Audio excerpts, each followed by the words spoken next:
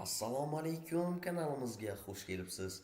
Bugungi video roligimizda biz maktab uzdagi, ya'ni kundalik komdagi mana bunaqa 3, 3, 4 kabi baholarni 5 ga aylantiramiz. Ya'ni bugungi video roligimizda baholarni o'zgartirishni o'rganamiz.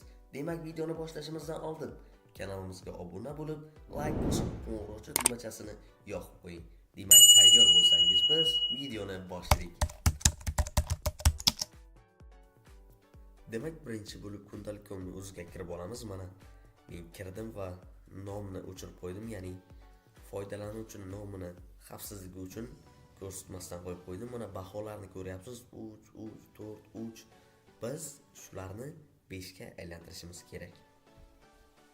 Demak, buning uchun mana ekrandagi kursorni istalgan joyga yetamiz va sichqonchaning chap tugmachasini bosib, pastdagi просмотреть kod deganiga tushamiz. E'tibor bering, tepasida boshqacha kod ham bor. Unga emas, mana просмотреть kod eng pastdagisiga tushishimiz kerak. Uni ustiga bir marta bosgan vaqtimizda bizda shu saytning dasturlashda ishlatilgan kodlari chiqib keladi. Bu nima uchun kerak? Mana masalan bizda 3 deb baho ko'rinib turgan bo'lsa, kodda ham demak 3 kiritilgan. Ana shu 3 ni o'zgartirib qo'ysak, baho ham o'zgaradi. Bu ishni faqat kompyuter yoki notebookda qilishingiz mumkin va sizdan bunaqa kod chiqmasligi mumkin. Mana shunda nastroykasiga kirib, aynan mana shu yerdagi sozlamani avtoga o'tkazib qo'yilgan bo'lsa, bu yerda sizda kodlar oynasi ko'rinmaydi. Ya'ni o'zgartira olmaysiz bahoni. Shu nastroykaga kirib, shuni vertikalga o'tkazib qo'ysangiz, barchasi yaxshi ishlaydi, kodlar ham ko'rinib turadi, bemalol o'zgartirsangiz bo'ladi.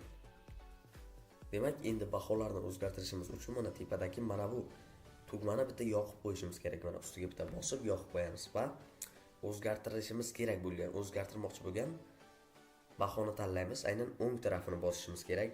Butunlay ustini bossak bo'lmaydi. Faqat o'ng tarafini bitta tanlasak, koddan bizga aniqlab beradi. Mana shu joyini. Mana bu yerda baho yozib qo'yilgan, pastida 3 deb. Shuni ustiga 2 marta bosib bemalol uni o'zgartirsak bo'ladi. Mana o'chirib qo'yib enter tugmachasini bossak, mana baho bu yerdan o'chib qoldi. Umuman baho qo'yilmagandek ko'rinib turibdi.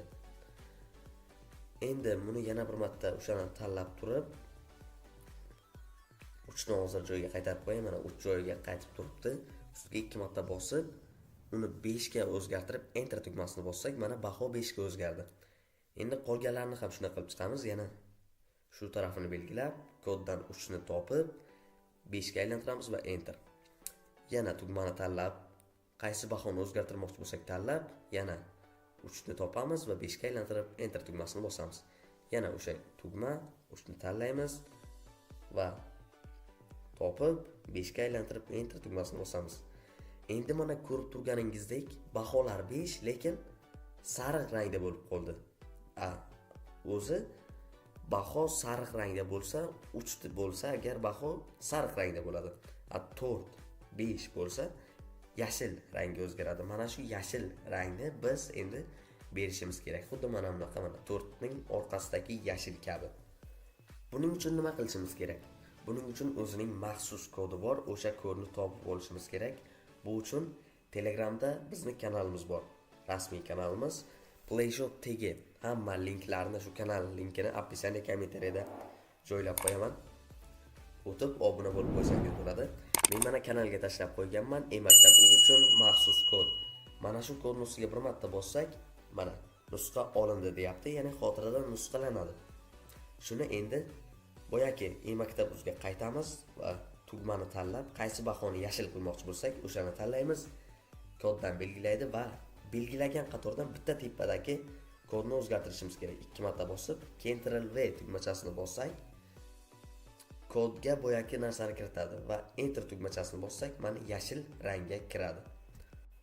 Endi qolganlarni ham shu tarzda o'zgartirib chiqishimiz kerak. Bu uchun yana o'sha tepadagi tugmachani tanlab, bahoni tanlaymiz va bitta qator tepasiga boyakini kiritib enter tugmasini bosamiz. Va yana tugmani tanlab, bahoni tanlaymiz, bitta tepadagiga nusxalab olganimizni kiritib enter bosamiz. Yana xuddi shunday qilamiz.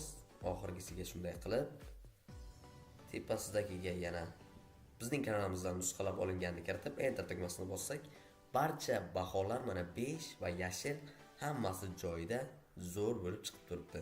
Videoni boshida ko'rgan bo'lsangiz, bu baholar 5 emas, 3 ga teng edi. Orqasidagi ranglar ham 3 bahoga moslab qo'yilgan edi.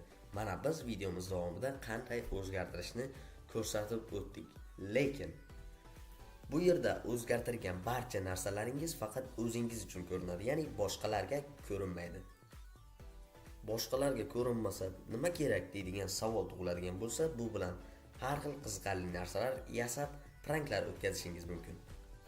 Baholarni o'zgartirishga harakat qilgandan ko'ra, maktabda yaxshi o'qing va a'lo baholar oling. Mana shunda baholarni o'zgartirishning keragi bo'lmaydi. Yaqin daqiqalar ichida sizlar bilan PlayShot YouTube kanali bo'ldi. Sog', salomat bo'ling.